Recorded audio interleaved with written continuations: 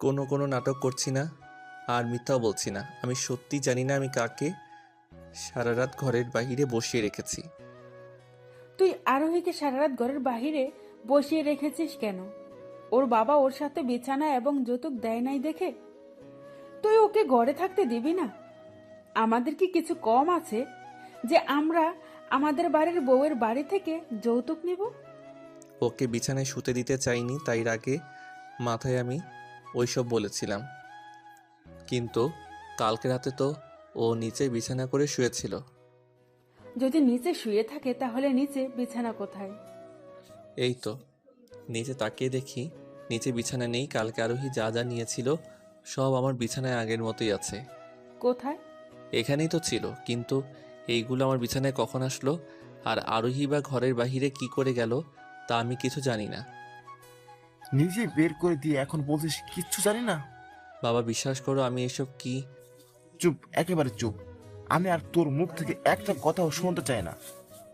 বা একবার বলছি না চুপ। আর শুনে রাখ, আজ থেকে আরোহী আমার মেয়ে, তাই যদি ওর সাথে এক বিছানা না শুতে পারিস তাহলে তুই নিচে বিছানা করে ঘুমাবি।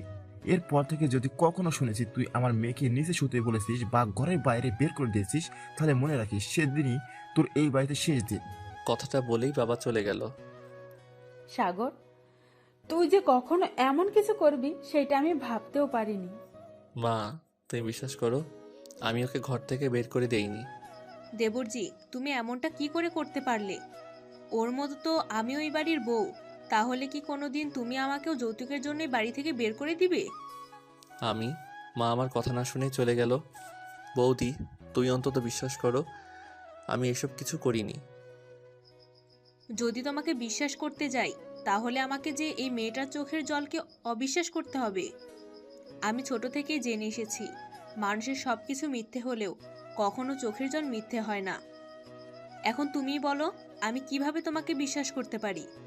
বউ, থাক দেবরজি, আমাকে আর কিছু বলতে এসো না।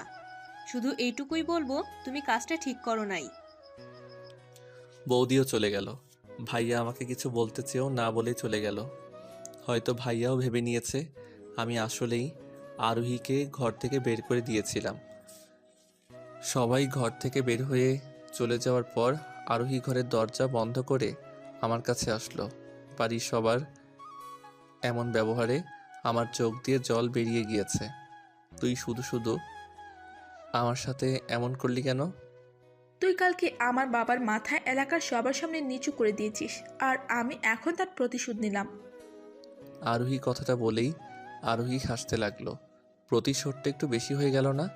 আমার সাথে বিয়ে করে এমনিতেই তো আমার উপর প্রতিশোধ নিয়েছিলি, তাহলে শুধু শুধু এসব করার কি দরকার ছিল? প্রতিশোধ নেওয়া তো মাত্র শুরু করলাম। তুই আমার বাবার মান সম্মান নষ্ট করেছিস। তোর জন্য আমি লগন্য ভ্রষ্টা হয়েছি। এরপরে যদি তোকে আমি এত সহজে ছেড়ে দেই, তাহলে তো আমার প্রতিশোধ অপূর্ণ হয়ে যাবে। তার মানে তুই আমাকে কষ্ট দেওয়ার জন্য আরো অনেক কিছু করবি? হয়তো বা, হয়তো না। তোর কাছে একটাই অনুরোধ, তোর ক্ষতি আমি করেছিলাম, তাই তোর যদি প্রতিশোধ নেওয়ার হয় তাহলে আমার উপর নে। আমার পরিবারের কোনো ক্ষতি করিস না।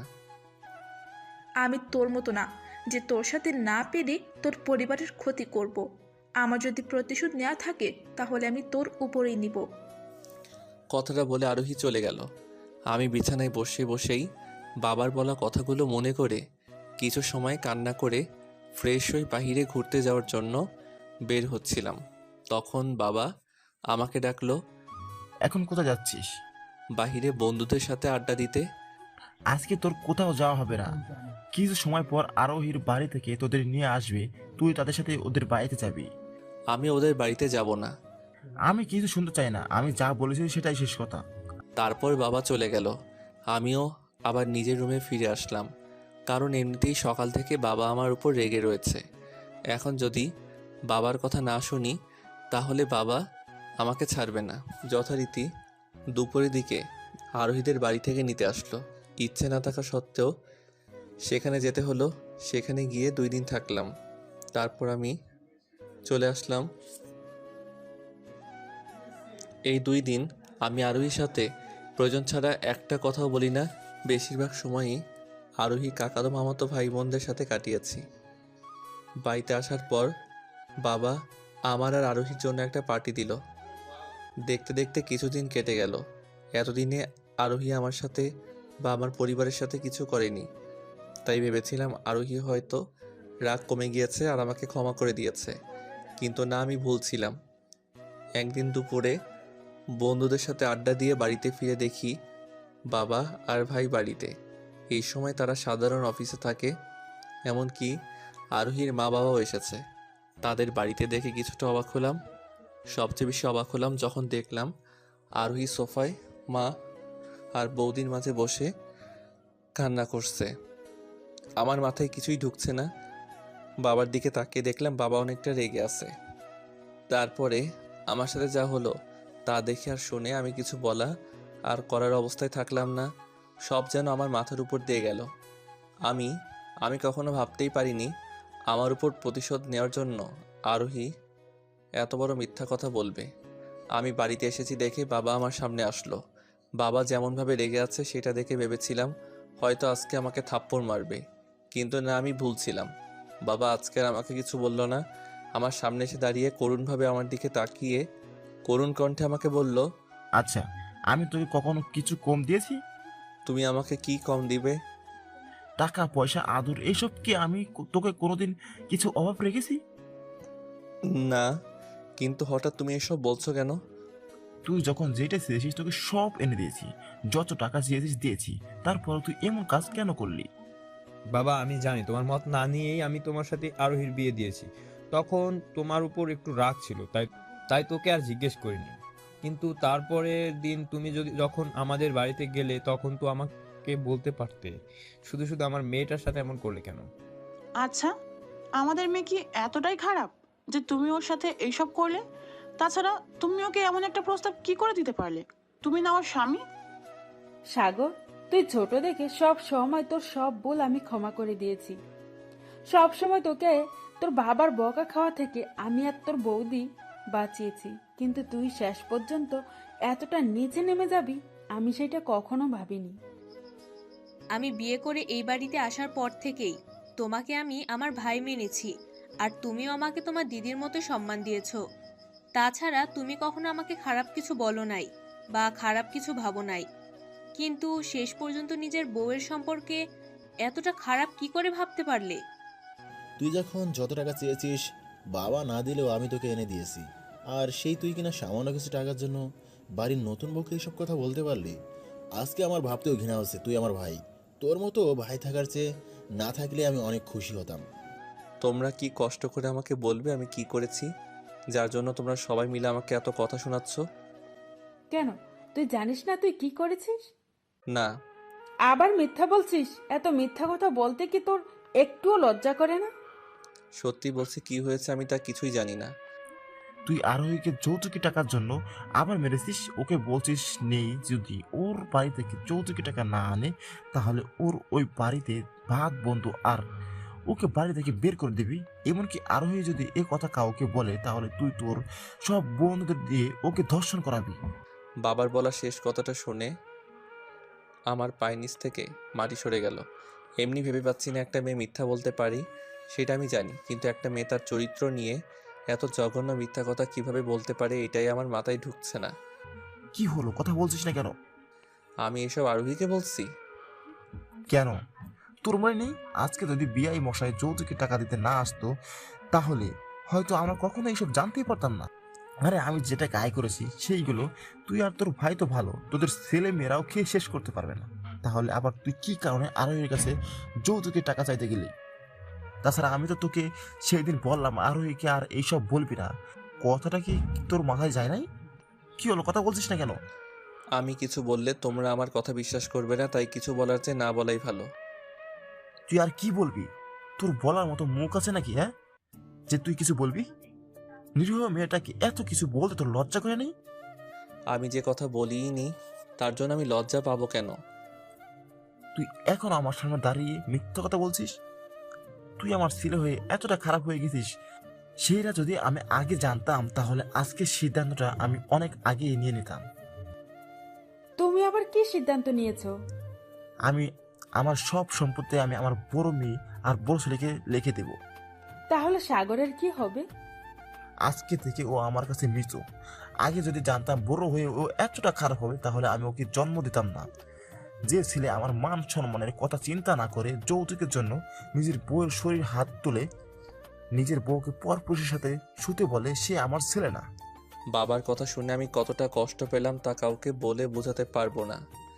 এত এত সময় বাবা আমাকে বকছিল সেইটা দেখে আরোহী হাসছিল, কিন্তু বাবার মুখে এই কথাটা শোনার পর আরোহীর মুখের হাসি কোথায় জানি হারিয়ে গিয়ে মুখটা কেমন মলিন হয়ে গেল। আরোহীর এমন মুখ দেখে আমার অনেকটাই ভালো লাগছে। হঠাৎ করেই আমার মুখে হাসি রেখা ফুটে উঠল। ভাইয়া বাবা, শাস্তিটা একটু বেশি হয়ে গেল না? ওই মানসি সাগর ভুল করেছি, কিন্তু তাই বলে কি এত বড় শাস্তি দেওয়ার কোনো প্রয়োজন আছে? চুপ, একদম চুপ। আমি যে সিদ্ধান্ত নিয়েছি সেটাই হবে। তবুও এক বর্দা, বাবা যেটা করেছে সেটা হয়তো তুমি ভালো ভেবেই করেছো। তুমি আর তার বিরুদ্ধে কথা বলো না। তুই বলছিস এই কথা? হ্যাঁ, আরে তুই বুঝতে পারছিস কিছু? বাবা তোকে ত্যায্য পুত্র করে দিয়েছে। আজকে থেকে বাবা তোকে এই বাড়ির কেউ মনে করে না। আমি সব কিছুই বুঝেই বলেছি। তুমি আর এই বিষয় নিয়ে বাবাকে কিছু বলতে চেও না। না, তুই কিছুই বুঝছিস না সাগর। তুই বোঝার চেষ্টা কর, বাবা তোর সাথে কোনো দুষ্টুমি করছে না যে পরে সবকিছু ঠিক হয়ে যাবে। বাবা সত্যি সত্যি তোকে ত্যায্য পুত্র করে দিয়েছে। ভাইয়া, আমি জানি বাবা সত্যি সত্যি আমাকে ত্যায্য পুত্র করে দিয়েছে। তুমি শুধু শুধু কষ্ট পেও না। আমি কিভাবে কষ্ট পাবো না? তুই আমার ছোট আদরের একমাত্র ভাই। বাবা, তুমি দয়া করে সাগরকে এত বড় শাস্তি দিও না। সাগর ছোট মানুষ, কি বলতে কি বলে ফেলেছে। তুমিও কি এত বড় শাস্তি দিও না। আমি যে সিদ্ধান্ত নিয়েছি আমি সেটাই করব। তোদের কারো কথা শুনে আমি আর ওকে ক্ষমা করে দিব না।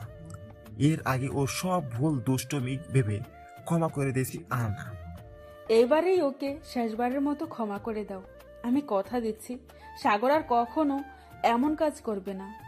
না, আর বিআই মশাই, সাগরের পক্ষ থেকে আমি আপনাদের কাছে ক্ষমা চাচ্ছি। দয়া করে আপনি টাকাগুলো ফেরত নিয়ে যান। আমাদের যৌতুক লাগবে না।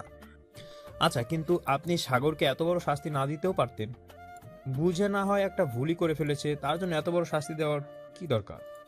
আপনি ওকে যত দূর না চিনেন তার চেয়ে আমি ওকে বেশি চিনি। তাই আমি জানি ও এইসব ইচ্ছা করেই করেছে। তবুও আরোহিমা, তোমাকে আমি আমার মেয়ে মেনেছি, তাই আমি চাই তুমি সব সময় ভালো থাকো। যদি তুমি চাও তাহলে এখনই তুমি তোমার মা বাবার সাথে বাড়িতে চলে যেতে পারো, যাতে তোমাকে আর এই শয়তানটার সাথে সংসার না করা লাগে। তার জন্য আমি যত তাড়াতাড়ি সম্ভব তোমাদের ডিভোর্সের ব্যবস্থা করে দেব। না হলে কোনো একদিন এই জানোয়ারটা টাকার জন্য তোমাকে অন্যের কাছে বিক্রি করে দিতেও পারে। না বাবা, আমি এখানেই আপনাদের সাথে থাকতে চাই। যেটা তুমি ভালো বোঝো সেটাই করো। বাবা তারপর নিজের রুমে চলে গেল। মা আর বৌদি এত সময় চুপচাপ বসে শুধু বাবার কথাই শুনছিল, কারণ তারা কখনোই ভাবতে পারেনি এসব হয়ে যাবে। বাবার কথাগুলো শুনে মা আর বৌদির কথা বলার মতো ভাষা হারিয়ে ফেলেছে, তাই কিছু বলতেও পারিনি। বাবার কথাগুলো শুনে আমি কতটা কষ্ট পেয়েছি তা বলার মতো ভাষা আমার কাছে নেই। তাই হাসি মুখে আমি আমার রুমে চলে আসলাম। আমাকে রুমে আসতে দেখে আরোহী পিছনে পিছনে আসতে লাগলো, কিন্তু আমি রুমে এসেই দরজা লাগিয়ে শুয়ে পড়লাম। রাত 10টায় মা আর বৌদির ডাকে ঘুম ভাঙলো। তারা আমাকে খাবার খেতে রাখছে। আমি উঠে ফ্রেশ হয়ে খাবারের টেবিলে গেলাম। মা আমাকে খাবার দিল।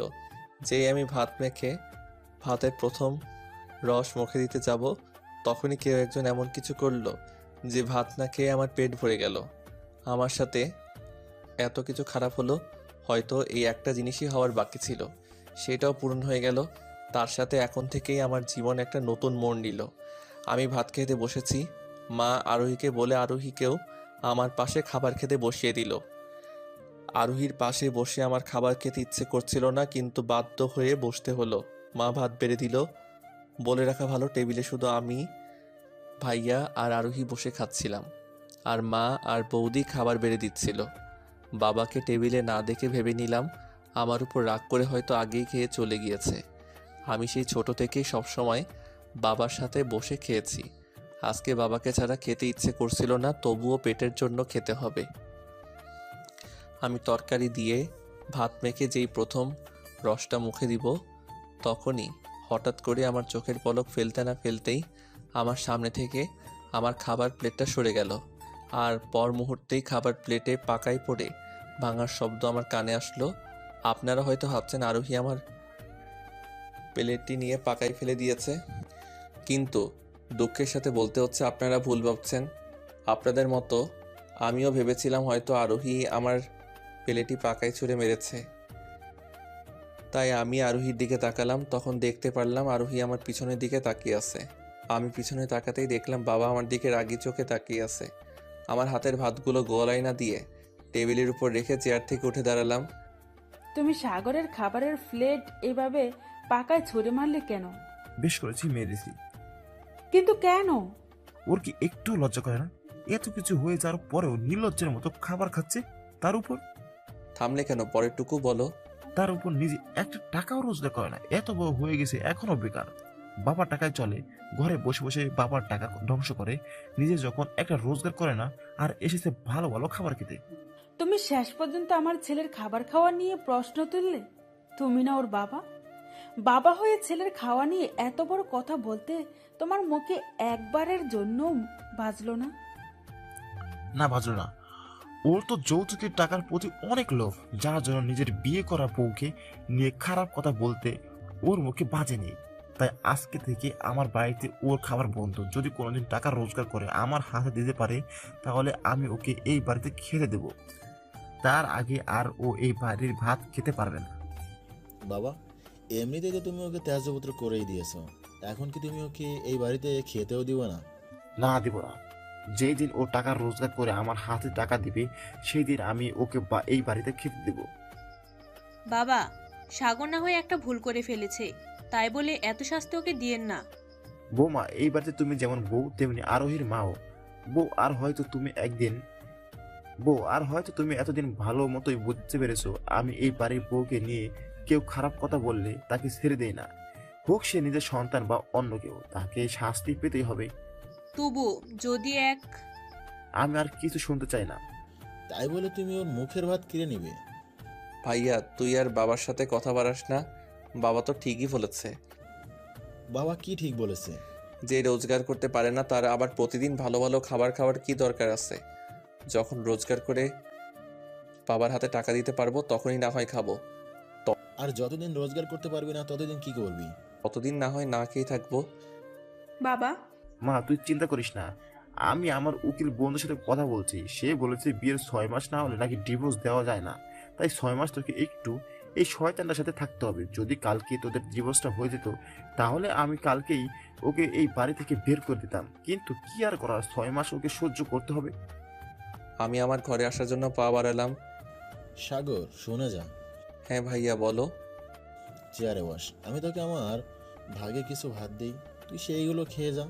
সেই সকালে নাস্তা করেছিলি, তারপর থেকে এখনো কিছুই খাস নাই। এখানে বস, কিছু খেয়ে যা। না ভাইয়া, আমার পেট ভরে গিয়েছে, আমার আর খাবার খেতে হবে না, তুই খা। আমি সেখান থেকে আমার রুমে চলে আসলাম। দুপুরে পাওয়া কথায় যতটা না কষ্ট পেয়েছিলাম, এখন তার চেয়ে অনেক বেশি কষ্ট পেয়েছি। আমি কখনো ভাবতেই পারিনি বাবা শেষ পর্যন্ত আমার মুখের সামনে ভাত কেড়ে নিবে। যে বাবা আমাকে ছেড়ে কখনো খাইনি, তার ভাগের ভাত আমাকে খাইয়ে দিয়েছে, সেই বাবাই কিনা শেষ পর্যন্ত আমার সামনের ভাত কেড়ে নিল। কথাগুলো ভাবতে ভাবতে চোখ দিয়ে একা একাই জল পড়ছে। তুমি কাজটা ঠিক করলে না। ছেলেটা সারা দিন পর মাত্রই ভাত খেতে বসেছিল, আর তুমি কিনা ওর মুখের সামনে ভাত কেড়ে নিলে। আমি ঠিক করেছি কিনা ভুল করেছি সেটা আমাকে বোঝাতে এসো না। বাবা, আমি জানি তুমি আমার থেকে সবকিছু বেশি জানো আর বেশিই বোঝো, কিন্তু এত জানা সত্ত্বেও আজকে তুমি সাগরের মুখের ভাত কেড়ে নিয়ে অনেক বড় ভুল করে বসলে। তারপর ভাইয়াও আর না খেয়ে খাবার ফেলে সেখান থেকে উঠে চলে গেল। ভাইয়ার সাথে সাথে মা আর বৌদিও না খেয়ে সেখান থেকে চলে গেল। বাবা সেখানে দাঁড়িয়ে কিছু সময় কি জানি ভেবে বাবাও চলে গেল। এখন শুধু আরোহী একা টেবিলের সামনে চেয়ারে বসে রয়েছে। চেয়ারে বসে বসে আরোহী ভাবতে লাগলো, প্রতিশোধ নিতে একটা মিথ্যা কথা বললাম, আর একদিনের মধ্যে কি থেকে কি হয়ে গেল। আমি তো এমনটা চাইনি। আমি চেয়েছিলাম শুধু সাগরকে কষ্ট দিতে, কিন্তু সাগরকে কষ্ট দিতে গিয়ে সম্পূর্ণ পরিবারের মানুষ কষ্ট পাচ্ছে। হঠাৎ করে আরোহীর মনের মধ্যে একটা অপরাধবোধ জেগে উঠল। তারপর আরোহী টেবিলের সব কিছু পরিষ্কার করে যেখানে যেটা ছিল সেখানে সেইটা রেখে রুমের দিকে রওনা দিল। অন্যদিকে আমি রুমে বসে বাবার কথা ভাবছিলাম আর কান্না করছিল। হঠাৎ করে পায়ের শব্দ পেয়ে চোখ মুছে দরজার দিকে তাকালাম। দরজার দিকে তাকিয়ে দেখতে পেলাম আরোহী রুমে আসছে। তাই চোখের জল মুছে একটা কাঁথা আর আমার মাথার বালিশ নিয়ে আমি রুম থেকে বেরোতে লাগলাম। তুমি এসব নিয়ে কোথায় যাচ্ছ? ড্রয়িং রুমে। কেন? ঘুমাতে। কেন? বিছানা কি হয়েছে? তুমি তো বিছানাতেই ঘুমাতে পারো। ছি ছি, কি বলছেন? আমি আপনার সাথে এক বিছানায় কি করে ঘুমাবো? কেন? আমার সাথে এক বিছানায় ঘুমালে তোমার কি কোনো সমস্যা হবে? সমস্যা আমার না, আপনার হবে। কি করে? আমি যে কত খারাপ একটা মানুষ, যদি রাতে জোর করে আপনাকে ধর্ষণ করে বসি তাহলে কি হবে ভেবে দেখেছেন? তুমি এসব কি উল্টাপাল্টা বলছো? উল্টোপাল্টা বলছি না, সঠিকই বলেছি। আচ্ছা, আমার একটা প্রশ্নের উত্তর দিবেন? কি প্রশ্ন? আমাকে আমার বাবার থেকে দূরে সরিয়ে আমার মুখের ভাত কেড়ে নিয়ে আমার নামে এত বড় মিথ্যা অপবাদ দিয়ে আপনি অনেক খুশি হয়েছেন, তাই না? না, আমি একটুও খুশি হইনি। কেন খুশি হন নাই কেন? ও বুঝতে পেরেছি, আপনি খুশি হন নাই কেন। কি বুঝতে পেরেছো? আপনার প্রতিশোধ নিয়ে মন ভরেনি। আমার উপর আপনার এখনো রাগ রয়েছে। আচ্ছা, এরপর কি আপনি আবার কোনো মিথ্যা অপবাদ দিয়ে আমাকে এই বাড়ি থেকে বের করে দিবেন, নাকি অন্য কিছু করবেন? আমার একটা কথা রাখবেন। কি কথা? পরের বার আমার সাথে যা কিছুই করেন না কেন আমাকে একটু জানিয়ে করিয়েন। জানেন, হঠাৎ করে এমন মিথ্যা অপবাদ যদি কেউ দেয় না তাহলে অনেক কষ্ট হয়। এই কষ্ট থেকে না মরে যাওয়া অনেক ভালো। কিছু না মনে করলে আরেকটা কথা রাখবেন। কি? দয়া করে যদি সম্ভব হয় এর পরের বার আমার উপর অন্য কোনো মিথ্যা অপবাদ না দিয়ে আমাকে একটা বিষের বোতল এনে দিয়েন। আমি হাসতে হাসতে খেয়ে মরে যাব। সত্যি বলছি, এত কষ্ট সহ্য করার চেয়ে বিষকে মরে গেলেও অনেক শান্তি পাবো। কথাটা বলার পরই খেয়াল করলাম আমার চোখ দিয়ে জল পড়ছে। আরোহীকে আমি আমার চোখের জল দেখাতে চাই না। আমার চোখের জল দেখে হয়তো আরোহী অনেক খুশি হবে, তাই সেখান থেকে ড্রয়িং রুমে চলে আসলাম। ড্রয়িং রুমে রাখা সোফায় শুয়ে পড়লাম। দেখতে দেখতে সকাল হয়ে গেল আর শুরু হলো আমার এক নতুন জীবন। এই জীবনে কি কি কষ্ট সহ্য করতে হবে তা আস্তে আস্তে বুঝতে পারবো। সকালে সোফায় শুয়েছিলাম, তখন মা, বাবা, ভাইয়া, বৌদি আসলো। আমাকে সোফায় ঘুমাতে দেখে মা আমাকে ডাক দিল। কি রে, তুই কি কালকে রাতে এখানে শুয়েছিলি নাকি? হ্যাঁ। কেন, তোর নিজের ঘরে কি হয়েছে? আমার ঘরে তো আরোহী ঘুমাচ্ছে। তাতে কি হয়েছে? তুই ওর সাথেই ঘুমালি না কেন? না না, আমি তো খারাপ। পরে যদি ঘুমের ঘরে ভুল করে আমার হাত আরোহীর শরীরে লেগে যায় তাহলে আবার হয়তো বাবার কাছে বিচার দিবে যে আমি ওর সাথে খারাপ কিছু করতে চাচ্ছিলাম। তারপরে বাবা হয়তো আমাকে এই বাড়ি থেকে বের করে দিবে। তাই বলে তুই এখানে ঘুমাবি? বাড়িতে তো আরো অনেক রুম আছে, সেখানে না হয় ঘুমাতি। এই বাড়িতে তো আর আমার কোনো অধিকার নাই, তাই এখন কোনো ঘরে যাওয়ার আগে তোমাদের অনুমতি লাগবে। তোমাদের অনুমতি ছাড়া কোনো ঘরে ঢুকলে তোমরা রাগ করবে না? সাগর, তুই হঠাৎ এমন করে কথা বলছিস কেন? কি হয়েছে তোর? আমার কিছু হয়নি, আমি একদম ঠিক আছি। আচ্ছা তোমরা থাকো, আমি একটু ফ্রেশ হয়ে আসি। তারপর আমি আমার রুমে ফ্রেশ হতে চলে গেলাম। মা, সাগর হঠাৎ আমাদের সাথে এমন করে কথা বললো কেন? কি হয়েছে ওর? ছোট থেকেই সাগরের রাগ, অভিমান একটু বেশি। আগে যখন ওর বাবা ওকে বকা দিত তখন সাগর অভিমান করে সারাদিন না খেয়ে থাকতো। আর কালকে তোর বাবা ওর সাথে যা করলো তারপরে এসব হওয়া তো স্বাভাবিক। আমরা তো কিছু করি নাই। সাগরকে যা বলেছে বাবাই তো বলেছে, তাই বলে আমাদের সাথে এমন করে কথা বলবে? সাগর এমনিও একজনের উপর রাগ করলে সবার উপর অভিমান করে থাকে। এখন চলো তাড়াতাড়ি নাস্তা তৈরি করে নেই, সাগর ফ্রেশ হয়েই নাস্তা খেতে চাইবে। ঠিক আছে মা, চলুন। আমি ফ্রেশ হয়ে ভালো শার্ট প্যান্ট পরে বের হয়ে আসলাম। ফ্রেশ হয়ে বের হওয়ার পর আরোহী আমার সামনে এসে দাঁড়ালো। হয়তো আমাকে কিছু বলবে, কিন্তু আরোহী কিছু বলার আগেই আমি আমার আলমারি থেকে আমার একটা ফাইল বের করে ঘরের বাহিরে চলে আসলাম। আমার পিছনে পিছনে আরোহীও আসলো। আমি ড্রয়িং রুমে আসতেই দেখলাম সবাই নাস্তা করতে বসেছে।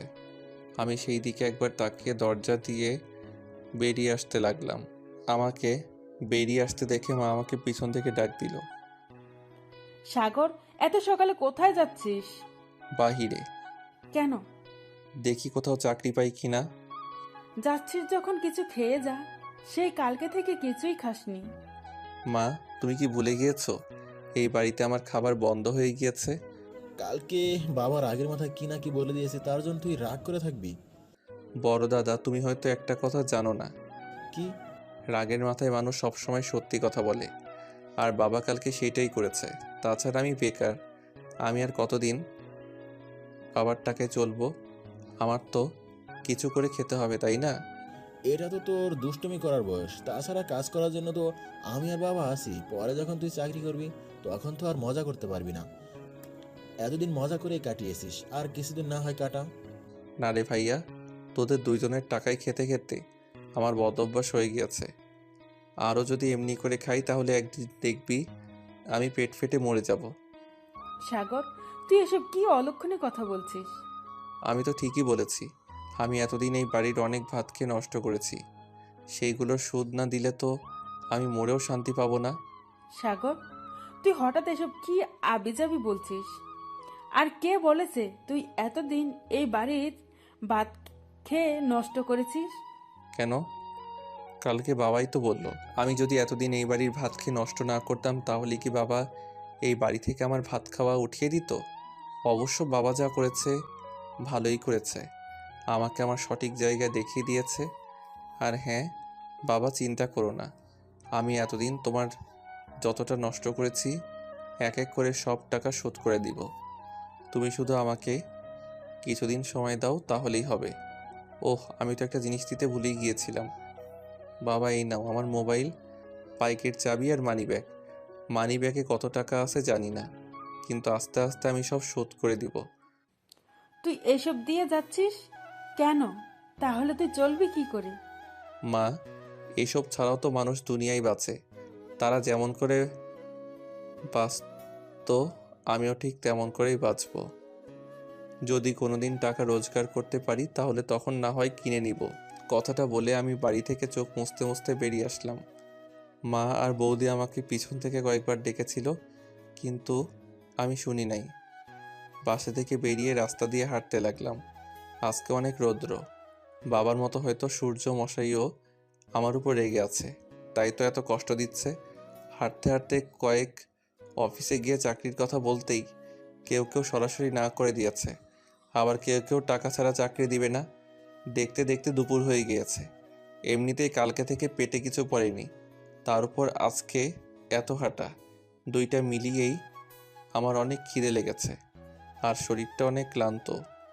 সাথে একটা টাকাও নেই যে কিছু কিনে খাবো, তাই রাস্তার পাশের এক দোকান থেকে কয়েক গ্লাস জল খেয়ে একটু বিশ্রাম নিয়ে আবার হাঁটতে লাগলাম নতুন কোনো অফিসে কাজের খোঁজে। কিছু সময় হাঁটার পর আমার সামনে একটা গাড়ি এসে দাঁড়ালো। সাথে সাথে গাড়ি থেকে বড় দাদা বেরিয়ে আমার সামনে আসলো। সাগর, তুই রাস্তা দিয়ে এমন করে হাঁটছিস কেন? রাস্তার মানুষ রাস্তায় থাকবে না তো কোথায় থাকবে? তুই কী সব উল্টাপাল্টা কথা বলছিস? আর তোকে এমন দেখাচ্ছে কেন? ও কিছু না, হাঁটতে হাঁটতে একটু ক্লান্ত হয়ে গিয়েছি তো তাই এমন দেখাচ্ছে। তুই আমার সাথে গাড়িতে বস, এখন আমরা বাড়িতে যাব। আমি এখন বাড়িতে যেতে পারবো না, কেন? আমাকে আরও 3-4টা অফিসে যেতে হবে। ঠিক আছে, বাড়িতে না গেলি আমার সাথে অন্তত হোটেলে চল। তোর মুখ দেখেই বোঝা যাচ্ছে তোর খাবারের প্রয়োজন। হোটেলে গিয়ে কিছু খেয়ে নিবি। না না, আমি খেতে পারবো না। কিচ্ছু হবে না, তাছাড়া আমি তো আর বাবাকে বলবো না। তুই চল আমার সাথে। না বড় দাদা, এখন আমাকে যেতে দাও, অনেকটা পথ যেতে হবে। তাহলে অন্তত এই টাকাগুলো নিয়ে যা, কিছু টাকা দিয়ে খেয়ে নিস, আর কিছু টাকা দিয়ে গাড়িতে করে যাস। না, আমি এমনিতেই যেতে পারবো। আমি বড় দাদাকে সরিয়ে আবার হাঁটতে লাগলাম। বড় দাদা আমাকে এমনভাবে হাঁটতে দেখে আর সহ্য করতে না পেরে বাড়িতে চলে গেল। আজকে বাবা অফিসে যায়নি। বাবা সোফায় বসে টিভি দেখছিল আর বড় দাদা সোফায় গিয়ে বসলো। বড় দাদাকে দেখে বৌদি আর মা এগিয়ে আসলো। তোমার কি সাগরের সাথে দেখা হয়েছিল?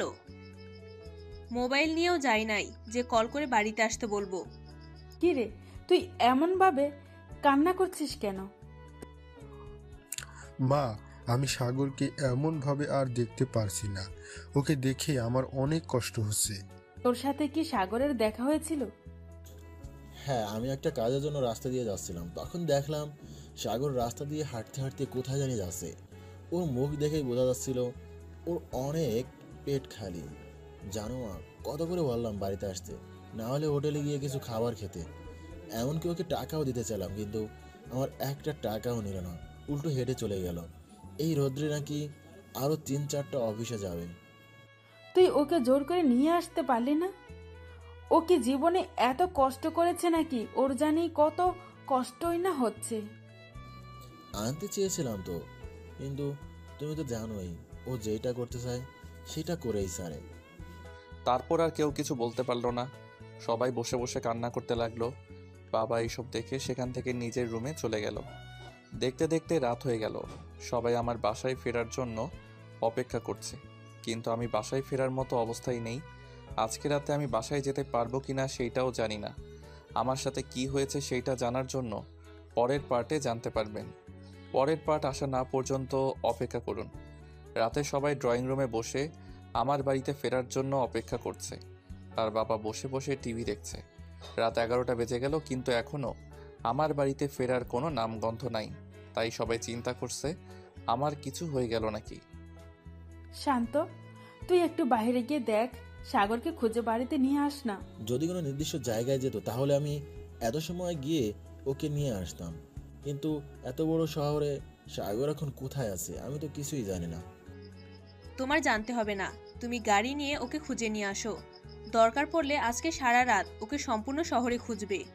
প্রতিদিন এমন সময় তো সাগর বাড়িতে ফিরে আসে, আজকে কেন যে আসছে না? তার উপর 2 দিন ধরে কিছুই খায় না। কিছু হয়ে গেল নাকি কে জানে। মা, তুমি কান্না থামো, আমি গিয়ে দেখি সাগরকে কোথাও খুঁজে পাই কিনা। হ্যাঁ বাবা, একটু তাড়াতাড়ি যা। তাড়াতাড়ি, এই বাড়িতে তো সাগরকে নিয়ে কারো চিন্তা নেই। ঠিক আছে, আমি যাচ্ছি। তুমি এত চিন্তা করো না, তাহলে আবার তোমার শরীর খারাপ করবে। তারপর ভাইয়া গাড়ির চাবি নিয়ে দরজা খুলে বের হবে, তখনই দেখলো দরজার সামনে জয়, রাজু এবং তাদের সাথে আমার আরও কিছু বন্ধু আমাকে তাদের কাঁধে করে নিয়ে আসছে। সাগর, তোর কি হয়েছে? তোকে এমন দেখাচ্ছে কেন ভাই? ভাইয়ার চিৎকার শুনে বাড়ির সবাই দরজার সামনে আসলো। জয়, সাগরের কি হয়েছে? কাকি, আমরা ঠিক জানি না। আমরা ওকে যখন পেয়েছি তখন থেকে এমন জ্ঞান ছিল। তোমরা ওকে কোথায় পেলে? আমরা সবাই এক জায়গা থেকে আসছিলাম, তখন রাস্তার মধ্যে সাগরকে পড়ে থাকতে দেখে সবাই মিলে ওকে ওইখানে নিয়ে আসলাম। তোমরা ওকে একটু ওর রুমে নিয়ে যাও। আর শান্ত, তুই ডাক্তারকে ফোন করে এক্ষুনি আসতে বল। আচ্ছা। জয় এবং বাকিরা আমাকে আমার রুমে নিয়ে শুইয়ে দিল। আমার সাথে সাথে সবাই আমার রুমে আসলো। কাকি, আমরা তাহলে এখন আসি, বাড়ির সবাই আমার জন্য অপেক্ষা করছে। আমরা সবাই সকালে এসে সাগরকে দেখা যাব। ঠিক আছে, সাবধানে যেও। আচ্ছা। সবাই চলে গেল। এইদিকে আমার এই অবস্থা দেখে মা আর বৌদি কান্না শুরু করে দিয়েছে। আরোহীর চোখের কোণেও জল এসে পড়েছে। কিছু সময় পর ডাক্তার আসলো। আমাকে ডাক্তার দেখলো। ডাক্তার সাহেব, সাগরের কি হয়েছে? অজ্ঞান হয়ে আছে কেন?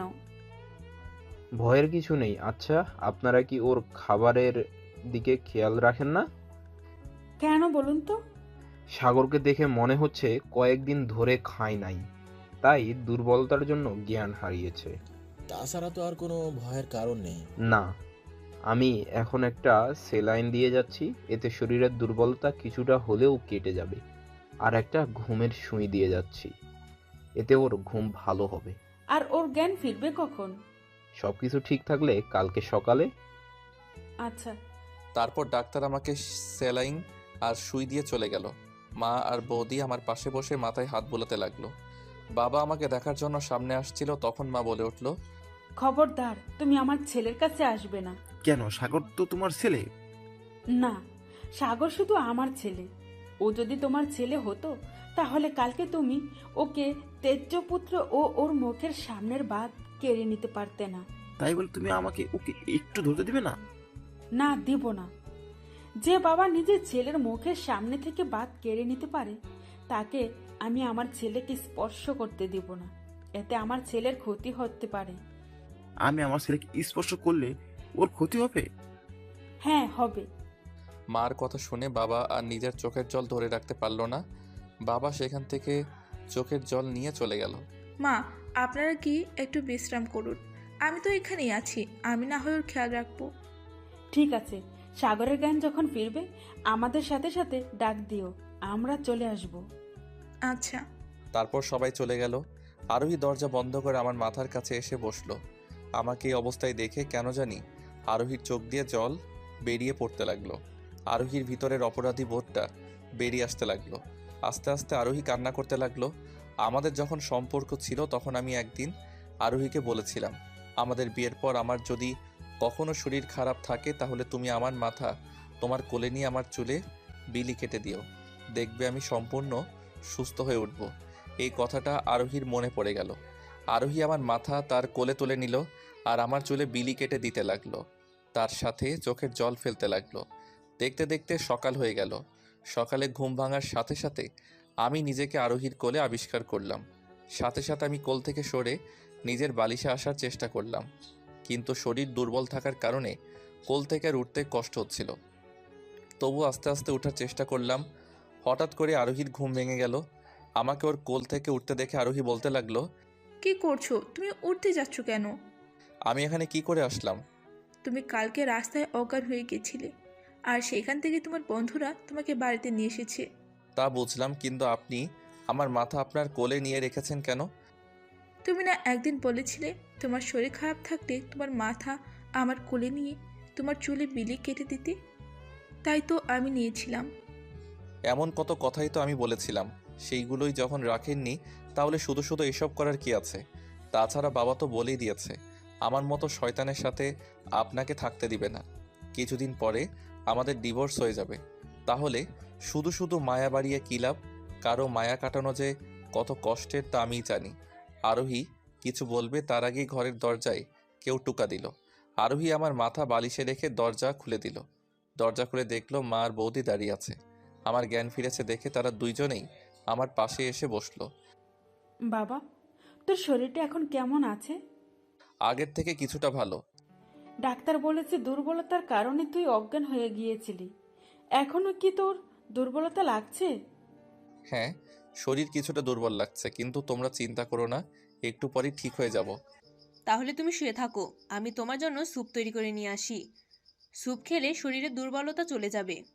বৌদি, তার কোনো প্রয়োজন নেই, আমি এমনিতেই ঠিক হয়ে যাব। তুই কি এখনো তোর বাবার কথা মনে করে না খেয়ে থাকবি? মা বাবা তো কিছু ভুল বলেনি। রোজগার না করতে পারলে মানুষেরা তো কিসের খাওয়া? যারা টাকা আয় করে না তারা দুই একদিন না খেয়ে থাকলে মরে যাবে না? তুই তোর বাবার উপর রাগ করে আমাদের কষ্ট দিচ্ছিস কেন? তোদের বাবা ছেলে রাগের মাঝে আমরা শুধু শুধু কষ্ট পাচ্ছি। আমি তো কাউকে কষ্ট দিচ্ছি না, তোমরা নিজেরাই শুধু শুধু কষ্ট পাচ্ছ। এতে আমি কি করতে পারি? তাই বলে? মা, আমি একটু ঘুম আসবো, তোমরা যদি এখন চলে যাও তাহলে অনেক ভালো হতো। তারপর মা আর বৌদি কিছু না বলেই সেখান থেকে চলে গেল। মা আর বৌদি চলে যাওয়ার পর আরোহী আমার মাথার কাছে এসে বসে যেই আমার মাথায় হাত দিবে তখনই আমি বলে উঠলাম, আপনি যদি এখন এখান থেকে না যান তাহলে কিন্তু আমি বিছানা থেকে উঠে চলে যাব। কিন্তু আপনি যাবেন নাকি আমি যাব? আরোহী আর কথা না বাড়িয়ে চলে গেল। দেখতে দেখতে একটু সকাল হলো। জয় আর বাকি বন্ধুরা আমাকে দেখতে আসলো। জয়, হ্যাঁ বল। তোর কাছে কি 1000 টাকা হবে? কেন? আমার দরকার ছিল, তোকে আমি কিছুদিন পর ফিরিয়ে দিব। এই না 2000 টাকা, আর আমাকে ফিরিয়ে দেওয়ার দরকার নেই। তুই আমাকে কত সময় কত টাকা দিয়েছিস, আমি তো তোকে সেগুলো আজও ফিরিয়ে দেইনি, তাই তোর আর আমাকে ফিরিয়ে দেওয়ার দরকার নেই। আচ্ছা। তারপর আরও কিছু কথা বলে ওরা চলে যায়। ওরা যাওয়ার পর আমি বিছানা থেকে আস্তে আস্তে উঠে ফ্রেশ হয়ে বাড়ির বাহিরে চলে যাই। মা আর বৌদি আমাকে যেতে দিতে চাচ্ছিল না, কিন্তু আমি জোর করে বেরিয়ে আসি। তারপর সেই টাকা থেকে হোটেল থেকে পেট ভরে খেয়ে নিলাম।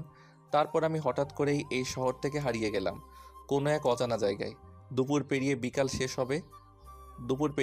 শেষ হবে তবু আমি বাড়ি ফিরছি না দেখে বাবা আর ভাইয়া গাড়ি নিয়ে আমাকে খোঁজার জন্য বেরিয়ে পড়ে। আর বাড়িতে মা, বৌদি আর আরোহী কান্না শুরু করে দেয়। বাবা আর ভাইয়া সম্পূর্ণ শহর খুঁজে আমাকে না পেয়ে রাতে নিরাশ হয়ে বাড়িতে ফিরে যায়। বাবা আর ভাইয়ার সাথে আমি নেই, এইটা দেখে মা আরও বেশি করে কান্নায় ভেঙে পড়ে।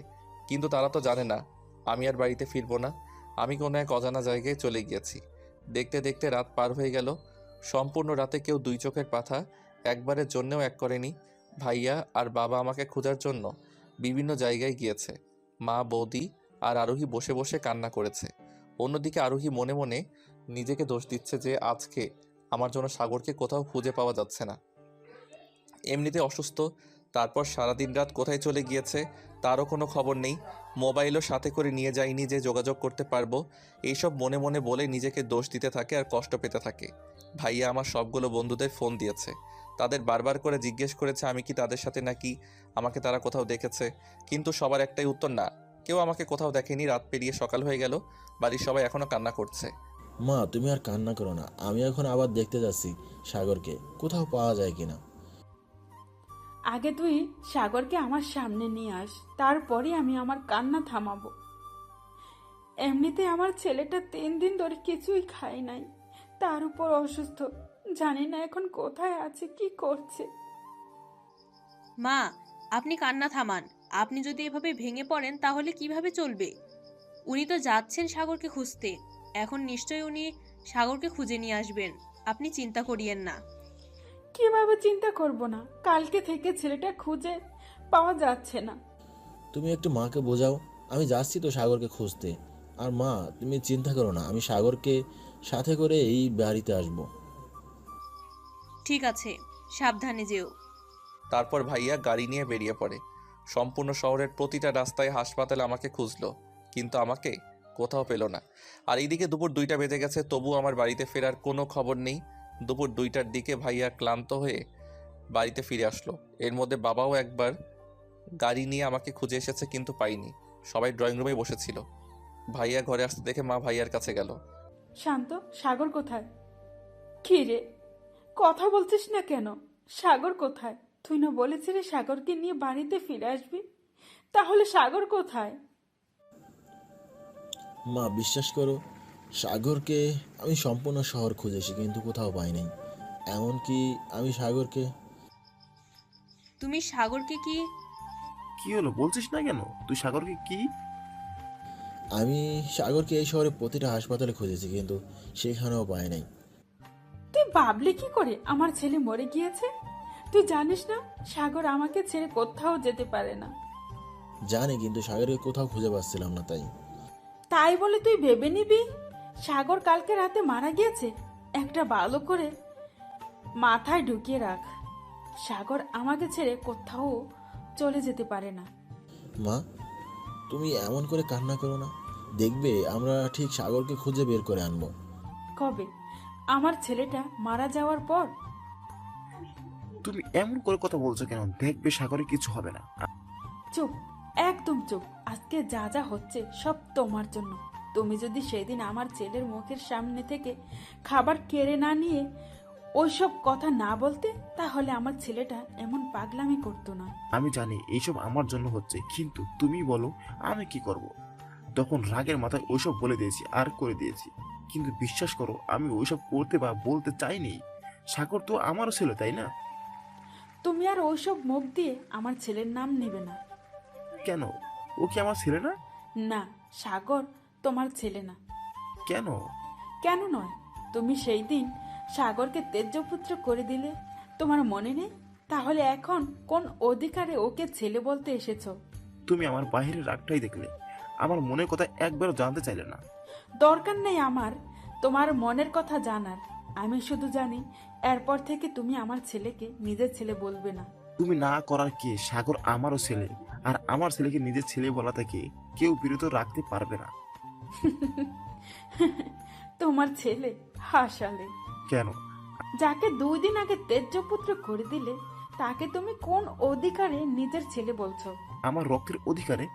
আচ্ছা, একটা কথা বলো তো। কি কথা? তুমি সাগরকে কতটা চেনো? কেন?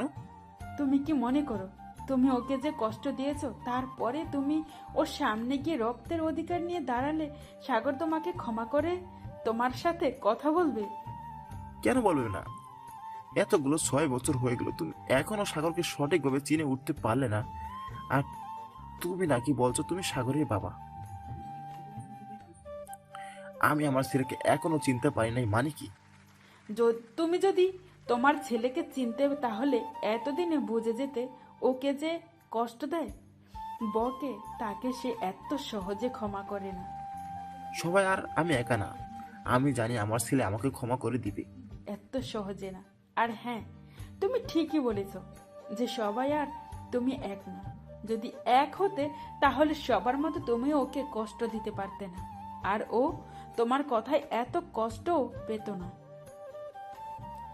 তুমি যাই কিছু বলো না কেন, আমি আমার ছেলেকে চিনি। আমি জানি ওর সামনে গিয়ে দাঁড়াই তাহলে আমার সাথে ও কথা না বলে থাকতেই পারবে না। চেষ্টা করে দেখতে পারো, আমি জানি ও তোমাকে এত সহজে ক্ষমা করবে না। মা বাবা, তোমরা এইসব কি শুরু করলে? সাগরকে পাওয়া যাচ্ছে না আর তোমরা ঝগড়া শুরু করে দিয়েছো। হ্যাঁ, তুই আমার সাথে পুলিশ স্টেশনে চল, কেন? একটা নিখোঁজ ডায়েরি করে আসি। আমরা তো সাগরকে খুঁজে পেলাম না, পুলিশ যদি পায়। হ্যাঁ চলো, আমিও যাব ভাবছিলাম। ঠিক আছে, কথা না বাড়িয়ে চল। আচ্ছা। বাবা আর ভাইয়া বসা থেকে উঠে গাড়ির চাবি নিয়ে যেই রওনা দিবে তখনই বাবার মোবাইলে একটা ফোন আসে। বাবা ফোনটা ধরে কিছু সময় কথা বলে কেমন জানি অস্থির হয়ে ওঠে। কিছু সময় কথা বলে ফোন রেখে দেয়। বাবা, তোমাকে এমন দেখাচ্ছে কেন? কে ফোন করেছিল? কথা বলার সময় নেই, সবাইকে গাড়িতে উঠতে বল। কেন? আমরা কোথায় যাচ্ছি? আমার ছেলেকে না খুঁজে তুমি আমাদের কোথায় নিয়ে যেতে চাচ্ছ? আমরা সাগরের কাছে যাচ্ছি। বাবা, সাগর এখন কোথায় আছে? কেমন আছে? ও সুস্থ আছে তো? বৌমা, এখন কথা বলার মতো সময় নেই, তোমরা সবাই তাড়াতাড়ি গাড়িতে উঠে বসো, আমাদের এখনই যেতে হবে। কিন্তু আমরা কোথাও যাব। সেখানে পৌঁছানোর পর দেখতে পাবে। এখন গাড়িতে উঠে বসো। হ্যাঁ। আচ্ছা। সবাই গাড়িতে বসার পর বাবা গাড়ি চালাতে শুরু করলো। প্রায় 4 ঘন্টা গাড়ি চালানোর পর তারা গন্তব্যে এসে পৌঁছালো। সবাই গাড়ি থেকে নামার পর অনেকটা অবাক হয়েছিল, কারণ বাবা তাদের হঠাৎ এখানে নেই আসলো কেন, আর আমি এখানে আসলাম কেন, আর আমি এখানে আসলাম কখন, কিভাবে, বা আমি কি সত্যি এখানে আছি নাকি, এই কথাটাই কারো মাথায় ঢুকছে না। তাই সবাই বাবার দিকে অবাক দৃষ্টিতে তাকিয়ে রয়েছে। তুমি আমাদের এখানে নিয়ে আসলে কেন? সাগর কি বড় দিদির বাড়িতে আছে? আর যদি এখানে এসেছেই থাকে তাহলে কবে এসেছে? হ্যাঁ, তখন নীলিমা আমাকে ফোন করে বলল সাগর নাকি কালকে দুপুরের দিকে এখানে এসেছে। কিন্তু কিন্তু কি? এখানে এসেও কালকে থেকে কিছু খায়নি, তাই আবার অসুস্থ হয়ে পড়েছে। বাবার মুখে কথাটা শুনে মা আর বাহিরে এক মুহূর্ত না দাঁড়িয়ে থেকে সেখান থেকে সরাসরি দরজার সামনে এসে কলিং বেল বাজালো। একটু পর বড় দিদি এসে দরজা খুলে দিল। নীলিমা, সাগর কোথায়? মা, আগে কান্না বন্ধ করো, তারপরে বলছি। না, তুই আগে বল সাগর কোথায়? সাগর এখন রুমে ঘুমাচ্ছে। সাগর আজকে সকালে হঠাৎ করে অজ্ঞান হয়ে যায়, তাই ডাক্তার এসে ওকে ঘুমের সুইতে ঘুম পাড়িয়ে রেখে গিয়েছে। ওহ, আমি সাগরের কাছে যাব, তুই আমাকে ওর কাছে নিয়ে চল। মা, সাগর কিছু সময় হলো ঘুমাচ্ছে। তুমি যদি এখন ওর সামনে গিয়ে কান্নাকাটি করো তাহলে সাগরের ঘুম ভেঙে যাবে। তাই তুমি এখানে শান্ত হয়ে বসো। দিদি, সাগর ওখানে কেমন আছে? ভালো, কিন্তু একটা কথা বলতো, সাগরের কি হয়েছে? কি হয়েছে মানে? সাগর কালকে আমার এখানে আসার পর থেকেই ওর জামাই বাবুকে বলছে ওকে একটা চাকরি খুঁজে দিতে, আর চাকরি না খুঁজে দেওয়ার আগ পর্যন্ত কিছু খাবে না। সাগর তো আগে এমন ছিল না। সত্যি করে বলতো কি হয়েছে? কি হলো বল, কি হয়েছে? বুঝতে পেরেছি, তুই বলবি না। মা, তুমি আমাকে বলো তো, সাগরের হঠাৎ এমন কি হলো যার জন্য ও চাকরির প্রয়োজন হলো? আমাদের এত বড় ব্যবসা থাকার সত্ত্বেও ও চাকরির প্রয়োজন কেন? প্রশ্নটা আমাকে না করে তোর বাবাকেই কর। কেন? কারণ সাগরের সাথে যা কিছু হয়েছে, যার জন্য সাগরের এই অবস্থা, যার জন্য সাগর চাকরি খুঁজতে, আর যার জন্য সাগর 4 দিন ধরে খাওয়া বন্ধ করে, সব কিছুর জন্য দায়ী তোর বাবা। কেন? বাবা কি করেছে? বাড়িতে এত কিছু হয়ে গিয়েছে আর আমি কিছুই জানি না। তাছাড়া বাবা যে ছেলেকে রেখে তুমি একদিন খাবার খাও নাই, তার সাথে তুমি এত কিছু কি করে করতে পারলে? ও, উত্তর দিবে না? তাছাড়া তুমি কোনো মুখেই বা উত্তর দেবে? আমি যদি আগে জানতাম তুমি সাগরের সাথে এত কিছু করেছো, তাহলে আমি কোনোদিনই তোমাকে এখানে আসতে দিতাম না। আর শান্ত, তুই তুই কি করেছিস? এতদিন হয়ে গেল অথচ ওকে খাবার খাওয়াতে পারলি না। দিদি তুমি তো জানো সাগর কেমন জেদি, একবার যেটা না করে সেটা কখনোই করে না। তোরা যখন ওকে খাওয়াতেই পারলি না, তাহলে আমাকে আগে কেন বলিস নাই? আমি চলে যেতাম, আমি গিয়ে খাইয়ে আসতাম। সাগরের চিন্তায় চিন্তায় আমরা তোমার কথা বলেই গিয়েছিলাম। কালকে এখানে আসার পরে সাগরের মুখ দেখেই মনে হয়েছিল ওর কোনো একটা সমস্যা হয়েছে। জিজ্ঞেস করব করেও আর জিজ্ঞেস করা হয়ে ওঠে নাই। আমি যদি আগে জানতাম আমার ভাইটার এই অবস্থা হয়েছে, তাহলে কালকে আমি কোনোভাবে ওকে না খাইয়ে থাকতে দিতাম না। নীলিমা, আমাকে একটু সাগরের কাছে নিয়ে চল। 2 দিন ধরে ওর মুখটা দেখি না। ঠিক আছে, চল। কেন? মা তারপর দিদিকে সবকিছু বলল। তারপর দিদি সবাইকে আমার রুমে নিয়ে আসতে লাগলো। আপনি আমাদের সাথে কোথায় আসছেন? কেন সাগরের কাছে? কেন? আপনার সাগরের কাছে যাওয়ার কোনো প্রয়োজন নেই, কারণ আমি আপনাকে আমার ভাইকে দেখতে দিব না। সাগর তো আমারও ছেলে, আমার ছেলে দেখার কোনো অধিকার কি আমার নেই? না, নেই। আর আজকের পর থেকে সাগরের মুখ আপনি কোনোদিনই দেখতে পারবেন না। কি আটকাবে আমাকে? আমি আটকাবো। আমি আমার ভাইকে আপনাকে আর দেখতে দিব না। যে বাবা নিজের সন্তানের সাথে এত কিছু করতে পারে, তার ছায়া আমি আমার ভাইয়ের উপরে পড়তে দিব না। নীলিমা, আমি জানি আমি যা কিছু করেছি ভুল করেছি, তাই বলে আমাকে সাগরের মুখ দেখা থেকে বিরক্ত রাখিস না। আমি একবার বলেছি না, আমি আপনাকে সাগরের মুখ আর জীবনে দেখতে দিব না, তো দিব না। এখন যদি আপনি বেশি বাড়াবাড়ি করেন, তাহলে আমি আপনাকে এই বাড়ি থেকে বের করে দিতেও একবারও ভাববো না। তাছাড়া ভুলে যায়েন না, এটা আপনার বাড়ি না যে আপনি চাইছে তাই করতে পারবেন। এটা আমার শ্বশুর বাড়ি। এখান থেকে আপনাকে বের করে দিলেও আমাকে কেউ আটকাবে না। নীলিমা, চিৎকার করে লাভ নেই। আপনি আমার ভাইয়ের সাথে যা করেছেন, তারপরেও যে আমি আপনাকে এখন পর্যন্ত এই বাড়িতে থাকতে দিয়েছি, সেটাই আপনার ভাগ্য। তোমার সামনে তোমার মেয়ে আমাকে এত কিছু বলেছে, অথচ তুমি চুপ করে থাকবে? এইটা তোমার বাবা মেয়ের বিষয়, এতে আমার কিছু বলার নেই। তোমাদের বিষয় তোমরাই সামলাও। সবার সাথে সাথে বাবাও আমার রুমের দিকে আসতে লাগলো। মার কথা শুনে বাবা আর কিছু বলতে পারলো না। বাবা সেখানেই নির্বাক হয়ে দাঁড়িয়ে রইল। আর সবাই আমাকে দেখতে চলে আসলো। একটা কথা বলা হয়নি, আমি ছোট হওয়ার কারণ বাড়ির সবাই আমাকে অনেক আদর করত। কিন্তু বাড়ির মধ্যে সব থেকে বড় দিদি আমাকে বেশি ভালোবাসতো আর আদর করত। আমি যদি কোনোদিন অসুস্থ হয়ে যেতাম, তাহলে সারা রাত না ঘুমিয়ে আমার মাথার কাছে বসে থাকতো। আর বাবা আমার সাথে এমন করেছে শুনে দিদি বাবাকে এসব কথা বলল।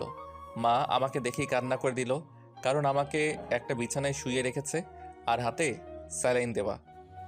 দেখতে দেখতে রাত 10টা বেজে গেল। আমার ঘুম ভেঙেছে। আমি আস্তে আস্তে চোখ খুলে দেখলাম আমার মাথার পাশে মা বসে রয়েছে। মা, তুমি এখানে কখন আসলে? এই তো সন্ধ্যায়। তাছাড়া তুই এখানে এসেছিস বাড়িতে বলে আসলে কি হতো? হঠাৎ করে চলে এসেছি তো, তাই বলে আসিনি। এসেছিস যখন, তাহলে একটা ফোন করে তো জানিয়ে দিতে পারলি না? আমার কাছে তো ফোন নেই, তাই জানাতে পারিনি। বল, আর কখনো এমন করবি না তুই? তুই জানিস না তোর এসব কাজের কারণে আমার কত কষ্ট হয়। আচ্ছা আচ্ছা, আমি আর এমন করব না। এরপর থেকে যেখানেই যাব তোমাকে বলে যাব। এইবার তো কান্না বন্ধ করো। অনেক হয়েছে কান্নাকাটি, এখন সাগর খাবার খেয়ে নে। না দিদি, আমি এখন খাবার না। কেন? আমার খিদে নেই।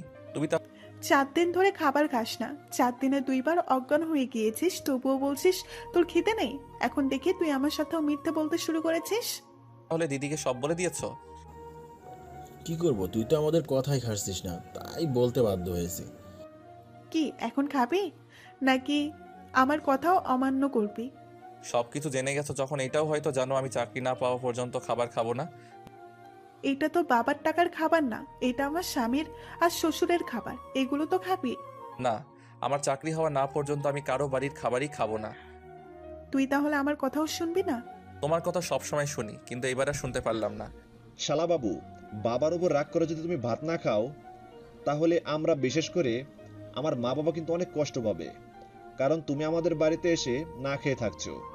আপনি আমার একটা চাকরির ব্যবস্থা করে দেন, তারপর আমি ঠিকই সব খাবার খেয়ে নিব। তারপর সবাই আমাকে বোঝাতে চেষ্টা করতে লাগলো কিন্তু আমি না বলেছি যখন, খাবই না। আমি যতদিন পর্যন্ত চাকরি পেয়ে বাবার যতগুলো টাকা নষ্ট করেছি ততগুলো টাকা ফেরত দেওয়ার ব্যবস্থা না করছি ততদিন আমি কিছুই খাবো না। তোর জন্য আমার কাছে একটা চাকরি আছে, এতে আমার টাকাগুলো শুধু হয়ে যাবে আর তোর চাকরিও ব্যবস্থা হয়ে যাবে। তোরা তো ওকে খাওয়াতে পারলে না, দেখি আমি খাওয়াতে পারি কিনা, তাই এসেছি। কি চাকরি? কয়েকদিন ধরে আমি আর তোর ভাই ভাবছিলাম তো আমাদের কোম্পানি সিলেটের যে অফিসটা আছে সেখানে বিশ্বস্ত কাউকে পাঠাবো, কারণ সেখানে একটা বড় ডিলে কাজ শুরু হবে প্রায় 200 কোটি টাকার। তুই যদি এই কোম্পানির সম্পূর্ণ দায়িত্ব নিজের উপর নিয়ে কোম্পানিটা চালাস তাহলে তোর ঋণ শোধ হয়ে যাবে আর তোর চাকরিও হবে। তোর বাবা কিন্তু ভুল কিছু বলেনি। তাছাড়া তুই এত তাড়াতাড়ি চাকরিও পাবি না কোথাও। কিন্তু আমি থাকবো কোথায়? সেখানে বাসা ভাড়া করে থাকবি, পরে সময় বুঝে না হলে সেখানেই বাড়ি করে নিবি। ঠিক আছে, আমি রাজি। আমাকে কবে যেতে হবে? তোর যেদিন ইচ্ছা তুই যেতে পারিস। আচ্ছা, আমি তাহলে কালকে বাড়িতে গিয়ে তারপর সেখানে যাব। এখন তো চাকরিও পেয়ে গেছিস, এখন না হলে খাবারগুলো খেয়ে নে। ঠিক আছে, দাও। তারপর আমি খাবার খেয়ে নিলাম। বাবার কথাগুলো শুনে আমার যতটা না খুশি লাগছে তার চেয়ে আরোহীর বেশি কষ্ট হচ্ছে। পরের দিন আমি বাসায় এসে আমার ব্যাগ গুছিয়ে তার পরের দিনই চলে গেলাম সিলেট। সিলেটে যাওয়ার আগের রাতে আরোহী আমাকে কিছু বলার জন্য এসেছিল, কিন্তু আমি শুনিনি। দেখতে দেখতে চলে গেল কতগুলো দিন। আমি সিলেট এসে ভালোই আছি, কিন্তু আমি চলে আসার কারণে মা, বাবা, ভাইয়া, বৌদি অনেক কষ্ট পাচ্ছে, কারণ আমি তাদের ছেড়ে কোথাও এতদিন থাকিনি। এইবারই প্রথম থাকছি। তারপর একদিন আরোহী এমন কিছু করলো যে তাদের কষ্টের পরিমাণ বেড়ে কয়েক গুণ বেশি বেড়ে গেল। আমি বাসা থেকে সিলেটে চলে আসার পর থেকে আরোহীর মন আরও বেশি অস্থির হয়ে ওঠে। আরোহীর মনের অপরাধী বোধটা আরও বেশি করে বাড়তে থাকে। যতদিন যেতে থাকে আরোহীর অপরাধী বোধের কারণে আরোহী কেমন জানি পরিবর্তন হতে থাকে। আরোহী আর আগের মতো কথা বলে না, খাবার খায় না, রাতের পর রাত জেগে জেগে কান্না করে। কোনো কাজে আরোহীর মন নেই। প্রথম প্রথম বাড়ির সবাই ভেবেছিল আমি নেই, তাই হয়তো আরোহী এমন করছে। কিন্তু দিন যত যেতে লাগলো আরোহীর ব্যবহার দেখে মার তত সন্দেহ হতে লাগলো। তাই মা আরোহীর মা বাবাকে ফোন করে ডেকে বাড়িতে নিয়ে আসলো। একদিন বিকালে আরোহীর মা বাবা আমাদের বাড়িতে আসলো। সবাই ড্রয়িং রুমের সোফায় বসে রয়েছে, আর আরোহী আমার মা আর আরোহীর মার মাঝে বসে রয়েছে।